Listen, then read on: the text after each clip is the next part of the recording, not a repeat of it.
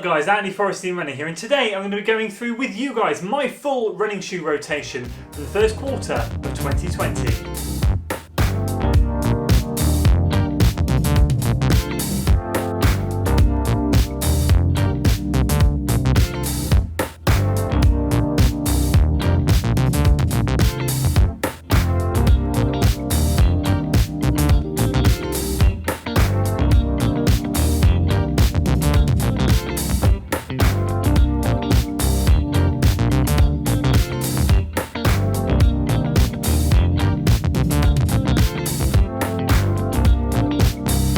So today I'm super excited to share with you guys my full running shoe rotation that I've been using since January the 1st right the way through up until the end of April. And there's two reasons for that. Number one, we've got a super exciting announcement. Two brand new running shoes are coming into the fold as of potentially this weekend and into next week. So hopefully over the next 7 to 10 days you should see at least the first impressions for both of those shoes up on the channel, if not some more videos on them, which signals kind of the end of this first quarter of running shoe testing and into an exciting summer of testing where we're going to get a whole host of brand new shoes coming in for testing purposes. And number two, I have gained a fair few subscribers, which I really appreciate, and I'm getting a lot of questions about how I run in this and how I run in that. So I thought what I would do is a catch-all video to show you guys the whole shebang, what I've been running in. You guys will then know, have a good idea. And if you've got any comparisons that you want me to do after seeing my full rotation today, feel free to leave them in the comments below, and I'll see if I can get some videos made on those topics. So if you're excited for today's video, guys, make sure you give it a like, share it with your friends, subscribe to the channel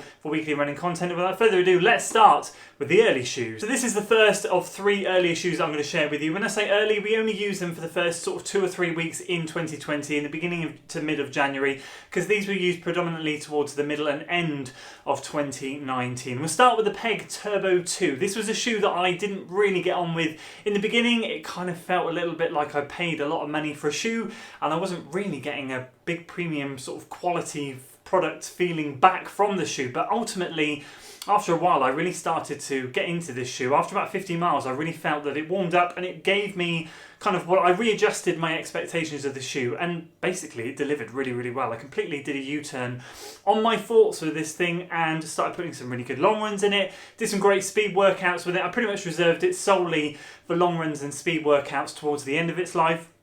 But sadly, after around 200 miles, I started to get some right shin and knee pain in the shoe. Noticed that the midsole had really flattened out. When I did some filming in the shoe, I really noticed that my foot was really collapsing in, and noticed exactly the same in the Peg 36 trail shoe that I tested last year, that the midsole just went absolutely flat. And I was a bit gutted because I was really enjoying it. Great lightweight training shoe, very high price. Not sure I pay full price for a Peg Turbo 2 again, but I would certainly, if I could get one on offer, for 250 miles, if I could get something around £100 for this thing, I certainly would. So we got it up to 250 miles and then we had to retire it. So moving on to the New Balance Fuel Cell Propel, I think I only got 1 or 2 runs done in this thing in 2020, but I wanted to get back out in there just because I love the Fuel Cell midsole, and I knew that we had the 1080 version 10 around the corner, and that was pretty much going to take this thing's place for a lot of easy running. So this shoe I pretty much used a lot in the back end of 2019, and after doing the initial test in this shoe, it very much became a go-to for my long run.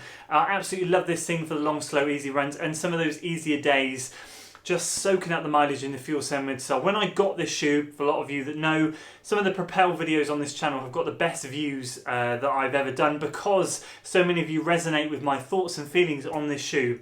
For me at the time, the midsole was kind of like mind-blowingly good, better than anything else that I had tried on in a running shoe shop, and Fuel Cell continues to deliver it in the form of TC.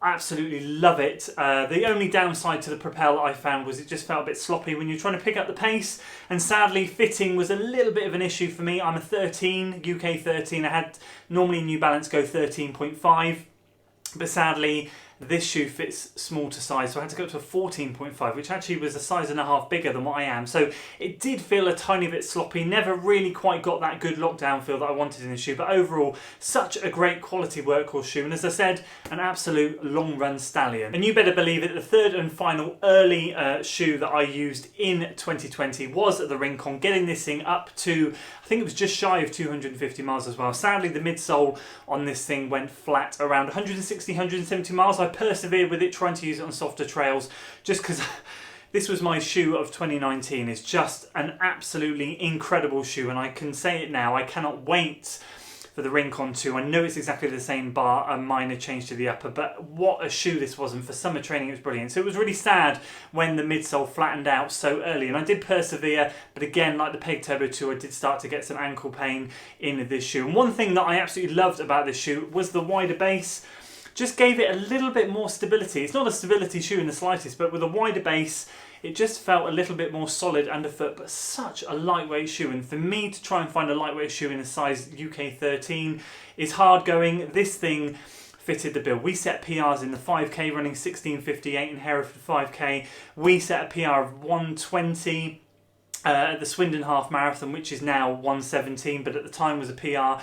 And we did all sorts of crazy runs in this thing, from speed workouts, easy runs. This reminds me of the Nova Blast. There isn't one type of run you couldn't do with this shoe, so it was an extremely sad day when I did have to retire this thing. But as I said, stay tuned for summer 2020 when we're going to get our hands on the Rink on 2. So the Carbon X sits halfway between the older early bird shoes and the newer shoes that we bought this year, because of course this was a 2019 shoe that I bought, but I've used it a fair few, or put a fair few miles in it in 2020, notably raced in it at the Gloucester 20-mile race, setting a PR of 2:02, 2 hours and 2 minutes, which is phenomenal. Like for me, I was absolutely blown away in this shoe. I was surrounded by vaporflies, and it was such a good feeling for the Carbon X to come out with a win that day, because it was absolutely brilliant. Loved it.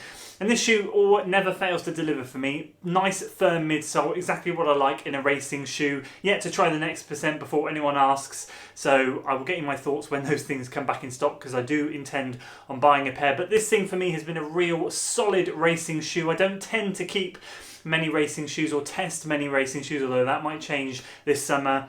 I tend to keep one pair of racing shoes because I like to go as many distances as I can in the shoe and really get a feel for how well it does and really where its speciality is. And this thing is no exception. The longer the distance, the better this thing is, in my opinion. Run a half marathon in it as well, set a PR of 1:17 this year. So this thing has done everything for me. It's been such a great shoe in the rotation. Again, if they release a second version of the Carbon X, I will certainly do my best to get my hands on it. And so on to the newer shoes, and from there we jump into the New Balance 1080 version 10, a January purchase which has been doing absolutely amazingly for me. Got over 100 miles in the shoe now, and this thing pretty much took the place, as I said, of the Propel. Got a lot of testing done in this shoe. This thing had a baptism of fire when I got it. It got straight on a speed workout, 8 by 1k, and it did phenomenally. Like, I've never clocked sub 331k's, and this thing, bearing in mind it weighs about 12 ounces or 11 ounces in my size, I can't remember, it's a pretty hefty shoe, was clocking 320s and 321s. It was absolutely insane. So for a shoe of this weight and magnitude, it just did so well, which really set me off on the front foot with it. I was nervous because I tried the Beacon version 2, had the Fresh Foam X, did not enjoy the Fresh Foam X. The Fresh Foam, got this thing. Fresh Foam X is so much better than the original Fresh Foam, which is why I'm super excited for the Beacon version 3, because the Beacon version 3 is basically going to be this thing in a lightweight package with the new Fresh Foam X midsole, and it should be an absolute bargain and a beauty of a lightweight running shoe. But this thing has soaked up long runs, easy miles, workouts. What do I reserve it for now? Pretty much just the easier runs and the long runs. It's had to take a bit of a back seat at the moment because I'm trying to ramp the Nova Blast up to 200 miles, and we're nearly there. So I will get this thing back out once we've hit the 200 mile mark in the Nova Blast. But for me, this has been an absolute cracking find in 2020. The poor old Ultra Boost, I've forgotten about them again. In my midsole video, I completely forgot to list Boost in the video. And again, I forgot to say that this is a shoe that I got in the earlier times, back in 2019. The Ultra Boost has divided opinion. For me, this is the Ultra Boost 19. For me, I absolutely love it. And it does seem, when I watch other running reviewers like Kofuzi and Ed Budd, they've done some great reviews on it, they're not so keen.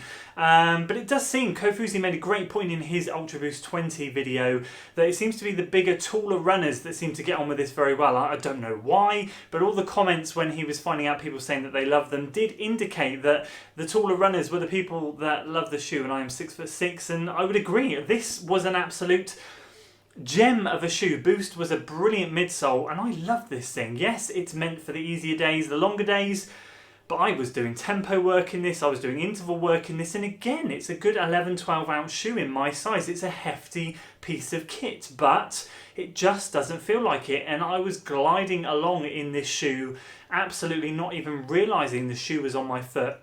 Had a couple of niggles in the very beginning with the shoe, but overall, once I really broke it in and got past 50 miles, it was it was just an absolute brilliant shoe, to the point where, sadly, I've retired it from running to wear on my everyday trainer because I absolutely love it. It's so comfortable, and if Adidas pull their finger out their backside and release shoes in 13.5 UK, because they only go up to 12.5, then I'd review more of them, but sadly, they don't. So anyway, the Ultra Boost is another gem. It's at this point in the video that I should be talking about the Saucony Kumara 11. For those of you that know, I reviewed the Saucony Kumara 11, did the initial impressions, speed test, long run test, and I can confirm I will not be taking that shoe to 100 miles because I really did not get on with that shoe at all. It was as flat as a pancake, and it just felt like I was running in a flat pair of Converse, a pair of Daps. It was the weirdest feeling ever. I've got no idea how you guys like that shoe, because a lot of comments that were like, listen, I really respect that you're so honest with your review, and we appreciate it, but we love this shoe. How do you not like it? And I'm being honest and saying I don't like the shoe. It was a horrible shoe. I did not get on with the shoe, put it that way. It was not my cup of tea. So we'll move swiftly on to the next shoe that we bought, which is the Asics Nova Blast. This, at the moment, is the shoe I'm ramping up to 200 miles. We're at 170 as we speak. I'm really hoping I can get to 200 miles by the end of next week. Trying to fit it in with the two new shoes that we are getting in for testing, because I want to get this to 200 miles and then start testing the other two, along with getting some miles back in the 1080 version 10. I'm not going to bore you with the superlatives of this shoe because a lot of you guys that have joined the channel recently have joined because you've seen an excessive amount of videos that I've made on this shoe. So we'll leave it at this. This is an absolute gem. This is the best of the bunch. This is revolutionary from Asics, and for goodness sake, Asics, use this foam in more shoes coming up in the future. One of my subscribers commented saying, have you heard about the Road Blast? I think they said the Road Blast. I've googled it. There is a thing called the Road Blast. It's like this, but it's slimmed down, lesser stack height, looks more lightweight, looks a bit better for racing. I was like, oh my goodness, but it's not available in this country. I cannot get it in the UK, and it doesn't look like it's available in most places, but it is there. If you Google the Asics Road Blast, you will find it. It is a real shoe. It looks amazing. If anyone wants to send it to me from America or from wherever you can get it from, let me know. But in all seriousness, this is a gem. How am I using it? For absolutely everything. Long run, speed workouts, tempos, easy work. This thing covers the whole shebang. And finally, we move on to the latest purchase, which is the New Balance Fuel Cell TC. Someone summarised this shoe brilliantly in the comments, and I think they said that it's a luxury shoe. And I'd agree with them. It is a luxury shoe. It's not a necessity, and I think that came off the back of my 5K tests. A lot of people came to the conclusion after those tests, they were kind of like, yeah, the carbon plated shoes are really pretty much for half marathons and beyond, and I kind of said that in the back end of that second video. That's what I would expect this thing to excel at. This is why it does so well in the long run. But they said it was a luxury shoe, and I just thought, yeah, do you know what? That's exactly what it is. It is a luxury shoe. You pay a premium price. I feel you get a premium product. It is a really good shoe, but I will say it has its specificities. Do you like that word? Specificities. For me, it comes into its own in the long run. That is period. When you run in this thing in the long run, it is like no other shoe I've run in. I can imagine it's similar to the Next Percent. I think the Next Percent will be better, but this is what I can imagine. It's like a dream. When you're doing speed work, it's good. Tempo work, it's good. Long tempo work, this is where this thing comes into its own. For easy runs, nope, it's too awkward. It feels weird underfoot.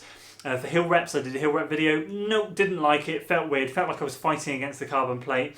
But long runs and speedier intervals, this thing is an absolute gem. So there we go. That is my shoe collection for the first quarter of 2020. Quite a fair few shoes there. I didn't realise, having just gone through all of those, that there was actually quite that many that I've run in 2020. But that is it. Any questions, comparisons that you want on any of those shoes, let me know in the comments below. I'll see if I can make them, and hopefully you'll be hyped for the videos coming next week, because hopefully, as I said, well actually, first one might be this weekend if we can get it recorded and edited, depending on when it's delivered. I'm super excited to get into a whole host of new running shoes for testing this summer. Let me know in the comments below if you have run in any of these shoes, what your thoughts are, comparisons. Let me know how you use the shoes as well. Are they easy shoes, long run shoes? Just let me know your shoe rotation. It'd be great to talk to you in the comments below. So if you enjoyed today's video, guys, make sure you give it a like, share it with your friends, subscribe to the channel for weekly running content, and hopefully the next video you'll see will be first impressions on a new shoe. I'll see you then.